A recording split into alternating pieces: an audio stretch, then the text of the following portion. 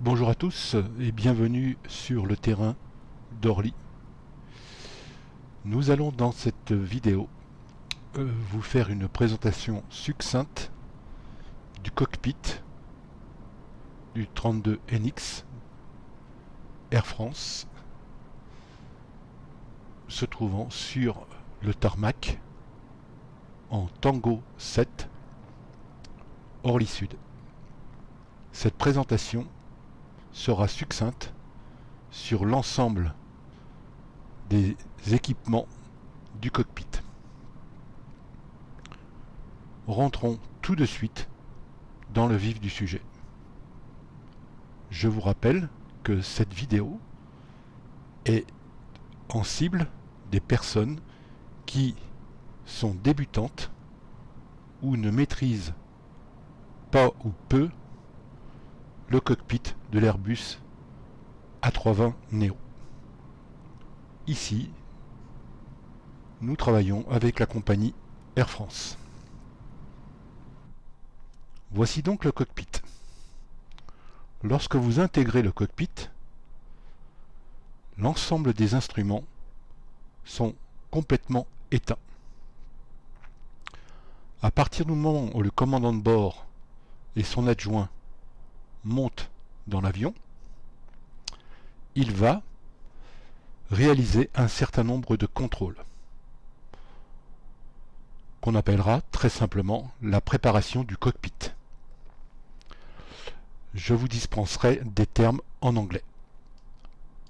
À partir du moment où le commandant rentre de jour, il va donc commencer par vérifier un ensemble de choses. Dans cette vidéo, qui sera, je vous rassure, assez courte, je vais présenter l'ensemble des équipements, c'est-à-dire que on va faire le tour, comme on dit, du propriétaire. Donc, normalement, sur la place qui se trouve sur la partie gauche, c'est la place du commandant de bord. Son adjoint, lui, va se trouver sur la partie droite. Sur une vue d'ensemble du cockpit, nous avons plusieurs éléments. Nous allons les découper en plusieurs parties, de façon à bien comprendre où se situent les équipements. Lorsque vous rentrez dans le cockpit, par sa porte qui normalement est verrouillée, donc le commandant de bord utilise un code de déverrouillage de la porte pour avoir accès au cockpit. Vous allez avoir un certain nombre d'équipements. On va commencer par les équipements qui se situent au-dessus de vous, c'est-à-dire au-dessus de la tête. Sachez que quand vous rentrez dans le cockpit, si vous ne vous baissez pas un tout petit peu et que vous êtes un peu grand, eh bien vous risquez de rencontrer ce qu'on appelle l'overhead panel, c'est-à-dire les panneaux qui se trouvent au-dessus de vous. En premier lieu, ce que vous risquez de rencontrer avec votre tête, eh bien c'est ce qu'on appelle les circuits breakers, c'est-à-dire tout bêtement les disjoncteurs, voire fusibles, de l'ensemble électrique de l'avion. Pour ce faire, cette partie supérieure est divisée en trois éléments qu'on appellera overhead gauche, centrale, droite. Voilà. Donc en ce qui concerne ce panneau, on ne va pas trop approfondir, on s'arrêtera simplement sur le fait que ici se trouve toute la partie protection et sécurité électrique de l'avion. Si nous descendons, nous allons trouver ce qu'on appelle l'overhead panel inférieur, c'est le panneau qui va se trouver à portée de main, au-dessus de votre tête, hein, et qui comporte, pareil, des éléments de l'overhead à gauche, au centre et à droite. Sur l'overhead panel, celui-ci est composé d'un certain nombre d'éléments. On va passer rapidement dessus, en partant comme si on voulait le contrôler du bas vers le haut sur la partie gauche, du bas vers le haut sur la partie centrale et du bas vers le haut pour la partie droite. Donc, ce qui se situe sur la partie gauche.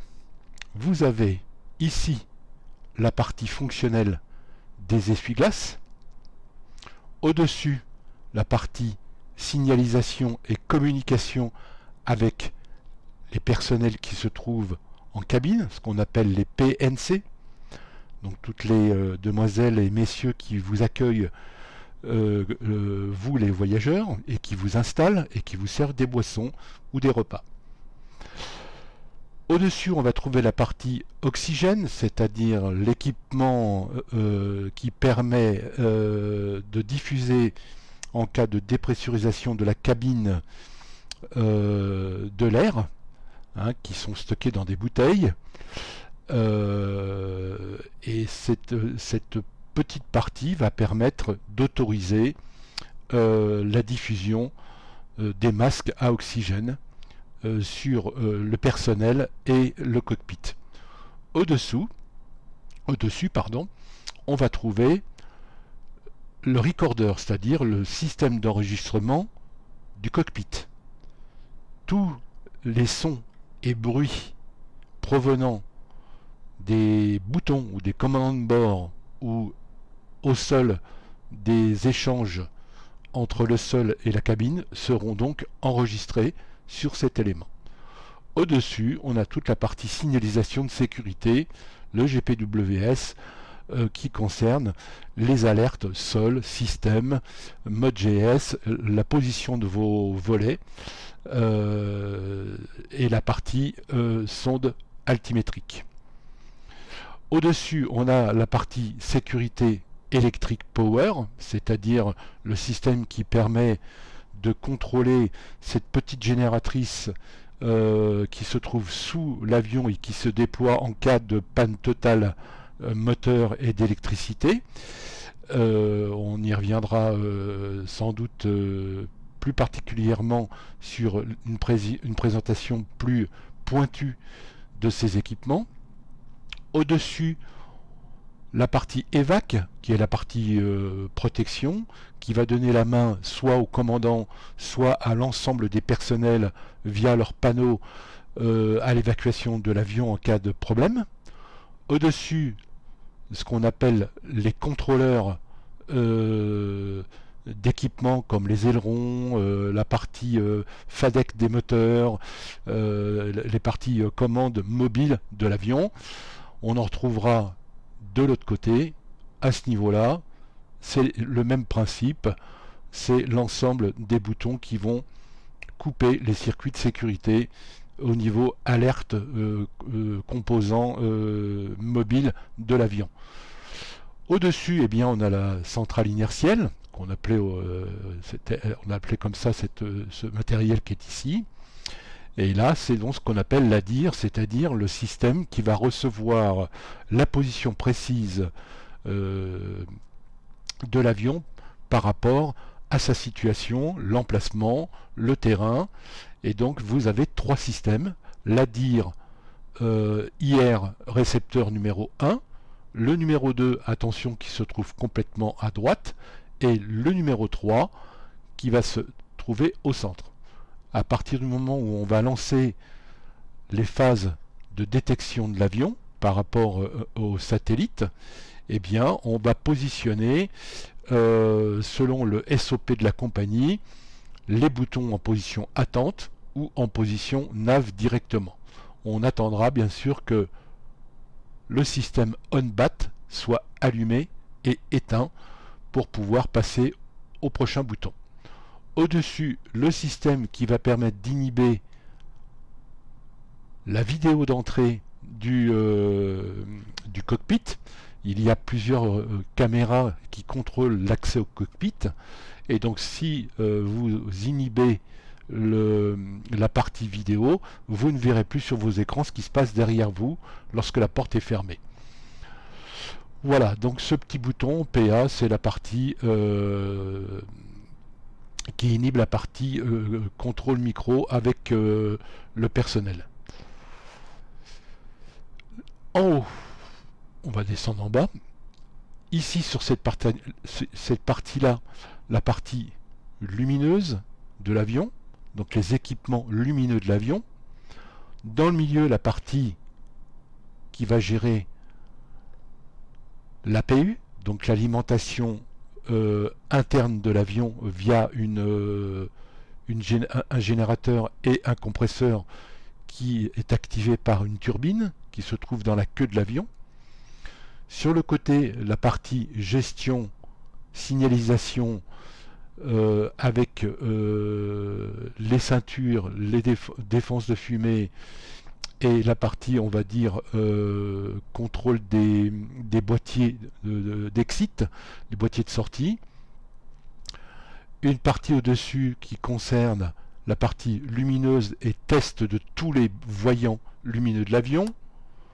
Là, je n'ai pas de batterie, donc ça ne fonctionne pas, bien sûr. La partie anti-dégivrage du compas de secours. La partie lumineuse de l'overhead panel, c'est-à-dire on va éclairer l'ensemble des traces et des boutons. Les traces vertes qu'on a ici seront lumineuses. Ici, toute la partie dégivrage, commande de dégivrage de l'avion, les ailes, les deux moteurs et le pare-brise. Au-dessus, on aura ce qu'on appelle les commandes d'air conditionné. Si on monte un tout petit peu plus haut, on aura la partie électrique de l'avion avec ses deux batteries et le voyant external power available, c'est-à-dire que le câble est connecté à l'avion, mais je ne suis pas rentré en communication avec le sol pour demander à ce que l'external power soit réellement en service. Là, ce voyant me signale qu'elle est disponible. Je rentrerai en communication avec le sol pour demander donc au sol de me connecter et de me fournir le courant électrique nécessaire au démarrage de l'avion. Pour la partie supérieure, on va avoir la partie hydraulique, la partie fuel, donc tout ce qui concerne les pompes au niveau des ailes, le carburant est stocké dans les ailes et sous l'avion. Au-dessus, on va avoir le système